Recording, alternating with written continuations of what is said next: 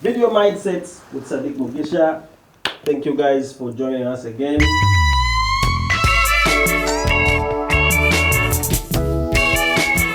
Today I'm with my nigga, King KHALID. Yes, bro. In this stage, KHALID name is right. I don't know how I should introduce you because you're so many things. You're an artist, you're an actor, you're a musician, you're a businessman, you know, you're a fashion designer. Fashion designer. Introduce yourself briefly. Thank you so much. So many people know me as VAMIAH KHALID. Yes, those are my names, but there is another name they don't know. The government one. We call it the government name. The government name, Muhire. Muhire KHALID VAMIAH. KHALID of Mbulire Jova.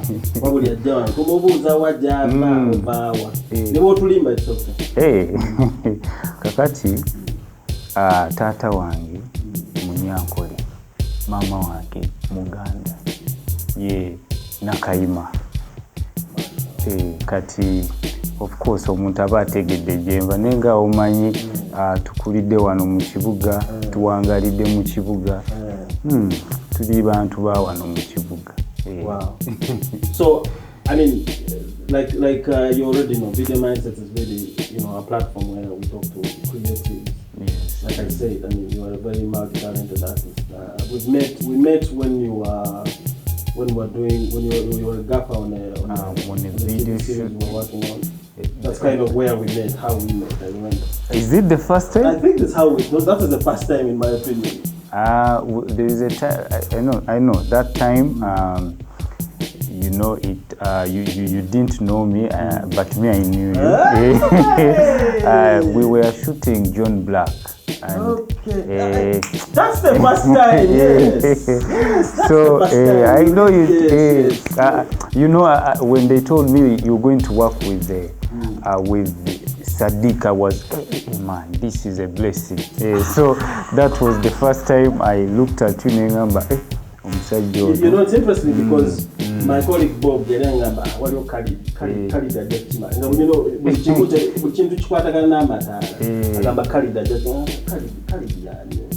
so of course, when we worked on that project together, I kind of saw that, you know, you really knew, you've had a bit of experience related. Tell me a little bit about how you actually got into Gaffer, as a gaffer, lighting for camera. In fact, Chali Chewunisa, because initially there is a label. It signed me as a musician. It is called Genius Empire. So when I was there, they had a lighting department, and they're like, naika kati KHALID engeri gye tukusaininze wano ng'oli naffe wano. We have built trust with you. Okiraba otya bwe tukukwasa eno department n'ogenda n'osoma n'obitegeera n'oba nga gwoje baaninga. Before that, an idea?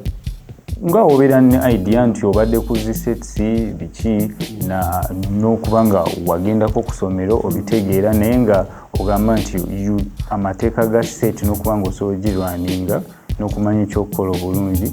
That's the time I started learning about that. Kati oluvanyuma nembitegeera nemba nga nfuuse professional mukyo nentandika okukola. That's where it began from. VAMIAH KHALID is how I know him.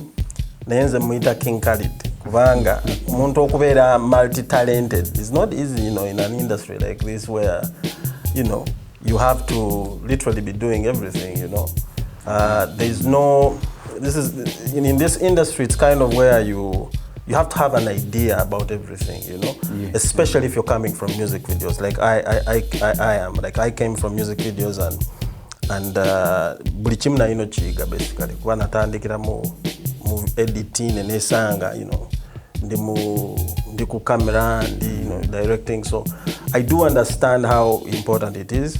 I wanted to know specifically, how did you enter the industry? Because everyone has that story where how they actually entered the the creative industry? In my high school, sali mulungi nnyo because I was so quiet nti ekintu nabanga nkimanyi, but okusinziira ku mbeera engeri gye twakulamu ewaka nga exposing nga kimpa obuzibu, you know. When I joined university, that's when I was at IU. That's the first time I went to the studio. Right. Yeah. What did you do at IU? What course did you do at IU? I was doing industrial art. Now that, you know, when you go to the university, you start getting your freedom to chabera waka, mutandika okulaba ebintu nga osobola obikola, olinamu ne kasente mu nsawo, you know. Nengamba naye lwaki sigendako mu studio, nembaako nekyenkola ki nekyendikodinga. So my first time I went to the studio, I made my first song, and the producer was like, you know what, you can make it. How was that experience? First time in the studio? Was it the time? Okay, when I listened to my first song I recorded, I'm like, hey, and I movie. Because by that time I didn't know, but the song is very nice, but now I realized that I didn't yeah. So he really encouraged me, and after, when I VAMIAH University, that is 2013, I started going to different studios, recording, you know, trying my perfecting also. Perfecting, because there are so many things you be learning when you reach in such places. Kubanga oyinza obeera nga omanyi okuyimba naye nga tomanyi kyakola, you understand. So initially natandika nga muyimbi because okuyimba nali ndaba nga kyekintu kyensobola okukola obulungi, you understand. Naye nga munze, I always love to be an actor, you know, because era twabeeranga olusi oba olina wolaze omuntu you can really be a good actor. In fact, that's when I started featuring in what? In videos. Music videos. Music videos. Because so many people were seeing me in videos and they're like, hey, Nenga, it's not like I started as other people, you see, nti okeerencha noonoonya ekyokola. No. Wakati watandika nga modo, watandika ne studio n'okuyimba. Yes. Then newesanga ekyokuyimba kiri connected n'ekya music video. Okitegeera. Okuyingira film oba video industry, I was signed in a certain record label called Genius Empire. When I reached there, nensanga balina lighting department naye nga tebalina mukozi. Naye engeri gye nali we had built trust, nga tukwataganya gamba Khalid, I think we can introduce you to this field as well. You go, you train, we see how we can give you this department. So I was open, nembagamba, okay, I love it and I can do it. So nentandika okusoma.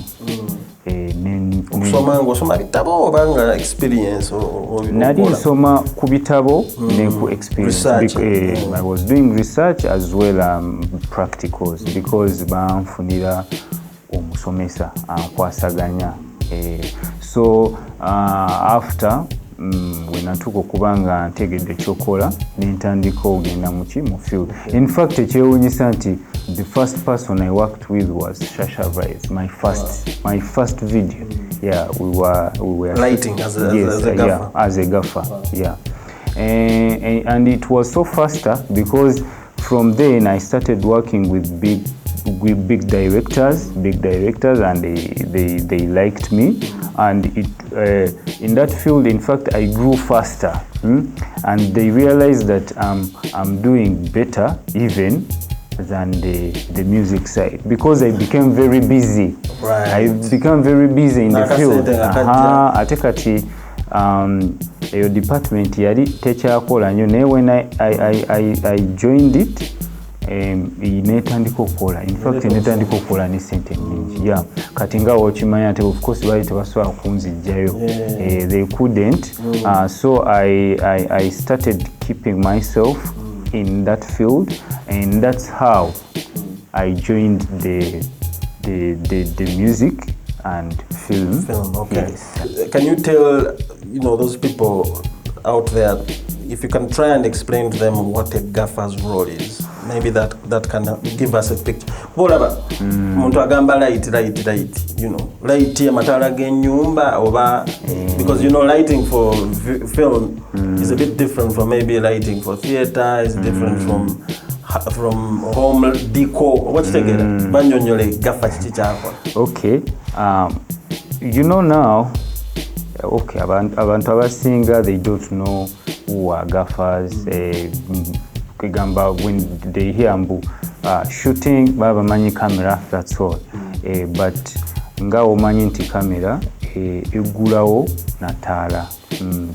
Awali camera wabeerawo ettaala. Waliyo professional lights ezibeera operated in okulaba nga camera eraba ekyo kinini. Kati omulimu gwange kwe kulaba nti camera eraba ekituufu kyeyagala okulaba, oba even in light there are designs, waliyo okuba nti there are different colors of light, so kati different modes. Yeah, there are so many things done when it comes to light, but basically that's what the Gaffer does. Yeah. All right. Video Mindsets, Sadiq Mugisha, King Khalid, Khalid VAMIAH. King Khalid, VAMIAH. Did what you're preferring? King Khalid did it. Yeah, in fact, I prefer it the way you do it. When you watch King, one my friend, as a creative, I respect people who are multi-talented. You understand? Because being multi-talented is not just something you can do. Niyo kuba nti osobola okugusa mu field ezo zonna zoli skilled in. But together, you have a project in any of in all those fields of it's not a very easy thing. So King Khalid, mpaka mirimu gye wali okozeeko nga Gaffer, nga actor, nga Gaffer mbadde nkozeeko ku videos nyingiko okutandika mu 2018 okutuuka mu okuva 2018 okutuuka mu 2019. That's the period of one and a half years. I have been on most of the videos as a Gaffer. Yes, most Give me of an them. example of some of the videos. The title, the names, the artists maybe. The artists, I've worked with Shiba. In fact, I have even featured in one of her video. It's called the Inyanda. Yeah, I have worked with John Black. I think all the videos of John Black that year, I was part of it. I was working with Black Magic. Yeah, as their official Gaffer. I've been working with Ziga as also his official Gaffer. I've worked with so many directors. I think most of them, yes. Period eyo. Wakolanga projects nga meka 10, 20 kwa videos ali ziweranga 10. Because olumu waliwo nakolanga ne project 2 olunaku. Nova kweno ey'emisana newebakamu katono n'ogenda ku y'ekiro. Yeah. Omwaka nga tuyingira mu 2020. That's when mwaka gwa COVID. Omwaka gwa COVID. In fact COVID yatamira awo nakolako okune ku Bulanga awo ndobwa Airtel waliyo nali ne director Dante awo ni Cedric. Yeah, that period awo. So twali twakabivaamo nga tuyingira 2020 ne joining a Prestige. And I think that's kind of where we met. That's where we fully started working together. I think I was at Prestige for 2 years. Right. For 2 years. And as an actor, had you acted before joining Prestige? Acting as in acting in a film? Yes, there is a film. By that time, it was a good film. I think biseera waliyo movie bali bagiyita Slay Queen oba wagiwulirako. I featured in it, and that was my first video. First movie. I was wazanya role era zizo ziba za bad man. Nali muyimbi wa mubbala. Wali lava man. Muyimbi mubbala. Nga omanyi rock and roll music bana bajja kunywa mubbala kati naliwo nga muyimbi waawo otegera. And the other sector of production nakolamu nga like nali mu costume. Yes, nakola mu costume ate eno nenkola nga actor nga cast. So joining the Prestige naliyoko emyaka ebiri. Those are 2 seasons. Explain to me the process of you becoming an actor in Prestige, because I believe eri role yeri yali talking role.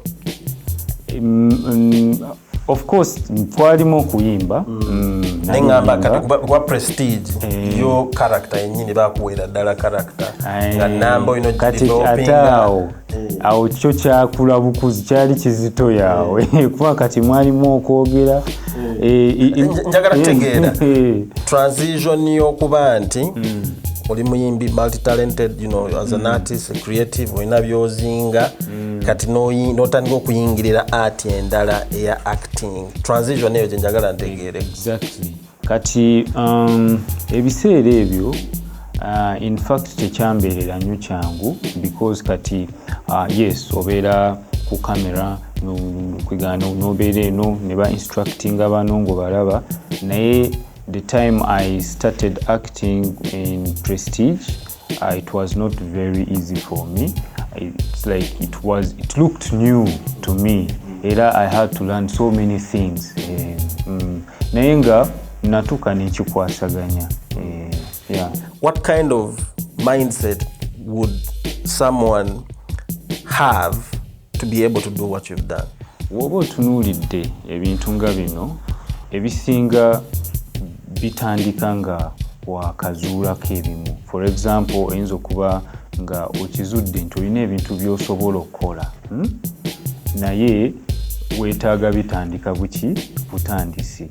Ebiseera ebisinga the problem we get nti you want to do something naye nga you think maybe you might not execute. Oba toyina confidence.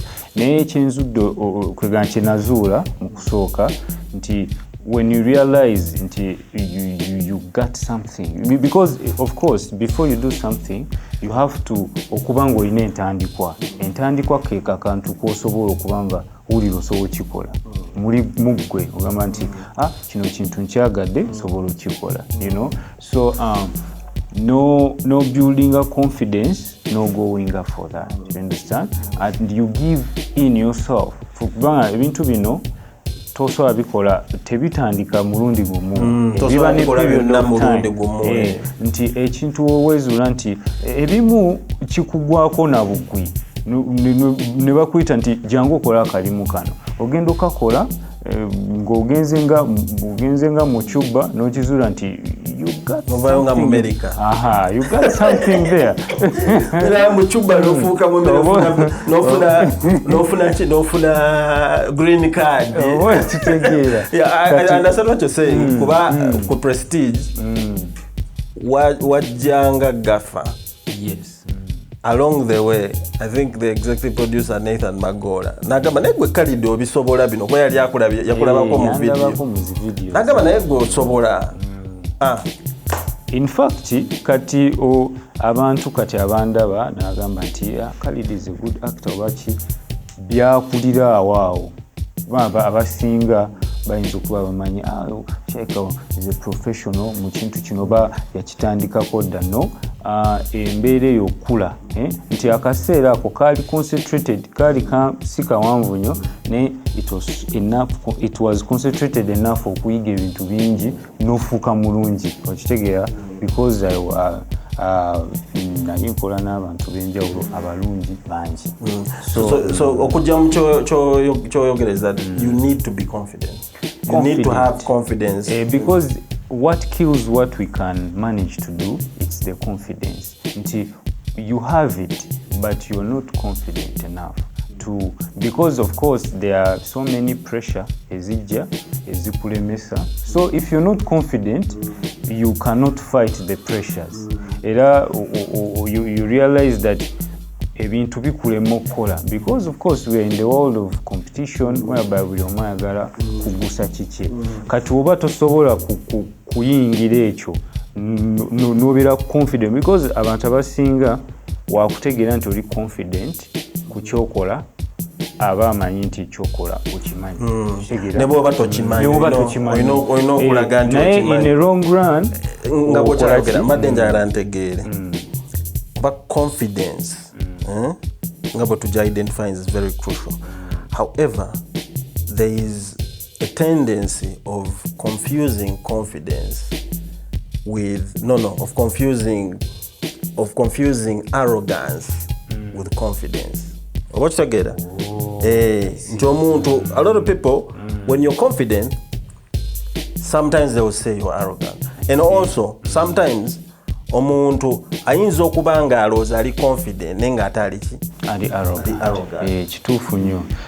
So many people confuse that nti okubeera confident, of course tosobola kuba confident nga ebintu byokola nabyo si bituufu oba okitegeera ebiseera ebisinga nti olina obeera confident naye nga you have goals of always upgrading ku kintu kyokola. You understand? So learning, basically, you need to grow, you need to learn. Yeah. Yes, because of course you cannot only be confident naye nga you're not growing. Confidence moves with growing. Yeah, if you're growing faster, your confidence grows faster. You understand? Very, very strong point. So kati ebiseera ebisinga when you're looking up to be mal-talented or obeera so faster okubeera nga you or picking up backed with the confidence okitegeera. So from there osobola okavalinga ebintu bingi mukadde akatono. Yeah, kulina bulungi King Khalid. Video Mindset, Sadiq Mugisha. As artists, as creatives, yes, I think most of what we do is really not like a product in a product. Posing maybe or in as an artist or in a into your painting their products, but if it's a service, you know, there is a way you need to present yourself for you to make money from it. What should I get? Exactly. I want to know, how do you build value for your art or for your skill or for you know, so that people can actually pay you what you're worth? So how do you build that value? I need to understand. When you're building value, starts from the first projects you started with, you know. Kitandikira wano mu ngeri gy'oba giving your services. Nti when you give your service mu mbeere kubanga a pleasing customer, ekyo yentandikwa ey'okuba nti oli atandika oku addingako ki value nti I worked with Khalid but I would wish to work with him again. You understand? Then okumalayo emirimu nti omuntu akuwadde omulimu ogumazeeyo nga wagwagala ogugusiza okitegeera nanga I worked with Khalid but what I was expecting kyenafunye because bintu bibiri byanjawulo wali okukola ng'oli mulungi naye nga tomalayo mirimu omusajja akola emirimu mirungi naye okitegeera mirimu gye tegiggwa okitegeera kati ekirala okukwata egyo mirimu gy'osoose okukola n'ogikozesa okubrandinga erinnya lyo nti we have so many means of branding ourselves. but the popular over the successful one, it is so known. It's using social media platforms. So when because emirimu egisooka egisinga mpozi nga Katonda akuyambye egisinga gitera okuba nga sija sente nyingi. No free, I mean, about building some kind of experience. Kati ebiseera ebisinga either you work for free or for some little money. But after okozesa egyo mirimu n'otandika okuba nga you marketing yourself, kati buli woba o marketing yourself, buli mulimu gwokola gukwongerako value era kisinze, because kati for example my second project was Prestige. It is a very big project. Of course kati woba onamuza era woba otegede nti KHALID was on Prestige. Even ogamba yali bintu byakwatagana naye ate kyawukana nnyo okubanga toyinawo omanyi, you know, kati woba ozze nga omuntu omumanyidde ku mirimu gibadde bigger deals, olina omupressinga yadde nga tanaba kwogera naawe sent over what you get to know nti this person falls this way, you understand. Nkolina bulungi. What you're saying is nti value, how you build value for you as an artist is, you know, you have to have a bit of experience. Obokolera bwerere, build that experience, get to some point and, you know, better in mindset you're growing until the project ogezaako okukola ki okubanga abakoze naawe baagala okukola naawe nga buli omu akwogerako, we branding, and then, you know, the more projects you work on, the higher you're going, the more money you are actually going to be. Exactly. Nkubuuliza King KHALID, you as a Gaffer, as a multi-talented artist, how much would you charge right now? Like, because value yo goji money. What's together? N'abalaba waliwo abaliyo abakuma abamanyi value jo yene. Kibuzo kirindi, how much would you charge, or even more or even better, how do you determine the price you've charged as a Gaffer maybe? Okay. In fact, when it comes to charging, it depends on the projects. First of all, oyinza okuba ne project ng'oli akuwadde project erina small budget, naye nga te akwetaaga n'omugamba according to the budget gy'olina, nze ogenda kumpako sente bwe ziti, according to the small, how the small is. Waliyo najja n'agamba nti what's your price? I have my budget, but what's your price? What do you charge? Because I believe the value joina determining a lot how much you charge. Yes. So I want to know, what do you charge as a Gaffer? First, I look at the budget. Second, waliyo abantu b'oboza okola nabo toba charginga nga abantu abapya. Ekyo kyo in every field wekiri nti obeerako n'abantu b'okozeeko nabo olina agamba KHALID, I have my project, this is my budget, n'ogamba n'otunulamu oba oyita oba toyita naye ng'obeesingidde nti omuntu mbadde nkola naye. Kati waliyo n'okuba ng'oli alese project ng'erina budget, like gamba nti my budget, I have my budget, sikirinaako buzibu oba but I want to know your price. Exactly.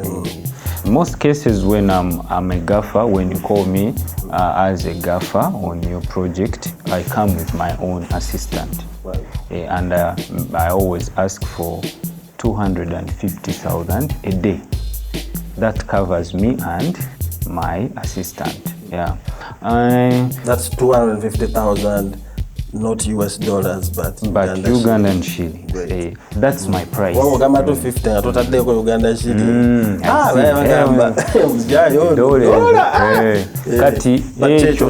But 250 comes with his assistant per day. Yeah. Kati ebisale ebirala waliyo we babeera nti the project is big, nogamba, me, I would need $100 a day. Nogamba nti, project, maybe, okay, liko sente nae, sente weziti, maybe the period is longer. Nogamba, kwatamu, no kwatamu. Ochitegera, oli nagamba, nina ka budget kange katono, nae, nkusaba, obereo, no kwatamu, no la obo ita, nogamba, okay. What kind of problems does, say, Gaffer or a multi-talented artist like you experience in a market like this, or in the industry in general? In fact, there are so many challenges, because Kati, this is a point whereby you are working with different people in different sectors. Nti oli akulaba wano, ono nakulaba eno, ate agenda okwetoloola. He or she finds you in at the other side. Kati ekisooka trust, because we are gonna nagamba would it be as good in this area as he was the other side? Would he really handle this? Is he not very busy? Because even they look at your schedule. Will he finish our work, or will he work with us? And some fields they build you bigger. No labanga to other fields obo chinzo okuberera ekizibu. Katoyinza obeera nga oli ku TV nnyo, omwaka gwonna oli ku TV. Kati when oli waba akuyita nga Gaffer, kimubeerera kizibu, agamba omusajja ayinza otuwa obuzibu, oba omusajja ayinza otusaba ssente, omusajja ayinza otwala ebyana byaffe. Naye ate nga ogwe oba oli determined nti omulimu oba olina engeri buli field gy'ogirespectingamu n'enkolayo. In terms of the challenges you experience, like what's your weakness? As a multi-talented artist, what's that weakness you feel you need to work on? The first weakness ze genezuddemu nti ebintu nyinza okuba mbikwata mpola, ate whereby nti oluusi abantu abamu baagala omuntu kubanga ebintu abyanguya. Ndi muntu ayagala okwetegereza ekintu manye kikiddako, ate oli ayinza okuba nga takyagadde, n'alaba nga maybe mu slow nze. I have faced those challenges. Naye I always look into it, nenkimanya, picking up. You understand? It's the mindset you were talking about earlier. It's about growing. If you're confident in it, or you get the ne client wo, not arrogant. Manyi chinzo amanyi myaka gyembadde nkikola, notegera nti he is a client that you need to serve. Notegera nti okay, so ayagala nyangwemuko, okay, kale can just for them. That's the perfect mindset, I believe you're saying. Maybe another thing, abantu batera okungamba nti ndi mukambwe, naye ate wemba mbitunuddemu siri mukambwe. Naye abantu bakwogerako ekintu oluusi kibajja ekyekyo, naye obajja ekiri naye nga gwe tonabakyezuulamu. Though I always try to look into it, nenda oba really I am, maybe for some adjustments. Can you give us 3 tips on how to actually be a multi-talented artist? Like 3 tips. Okay. It could be, just keep it short for us. The first thing is to take a step. What you feel you can do, take a step. First, take a step. Secondly, don't fear. Be confident in taking a step. Ekyokusatu, beera faster. If you're not faster, tosobola bikola. Bintu biba bingi. Ate obudde abantu tebalina budde bukulinda. Ate oyagala beera multi-talented. So olina okubeera so faster okulaba nti buli kimu okiwa obudde, mu budde obwo obwola obutono executing awo oba ojja kumalako. Sadiq Mugisha here. Video Mindsets is the platform. But then King Khalid here. King Khalid webale nnyo kujja ssebo. Webale kunchaza. It's a privilege to be with you guys here. Okay, Salim on this camera, Makumbi, Abdul Shakur on this camera, Niwagaba on this one, Osbat Tusime helping us with the producing. Thank you guys for being part of this show. See you next time. Video Mindset.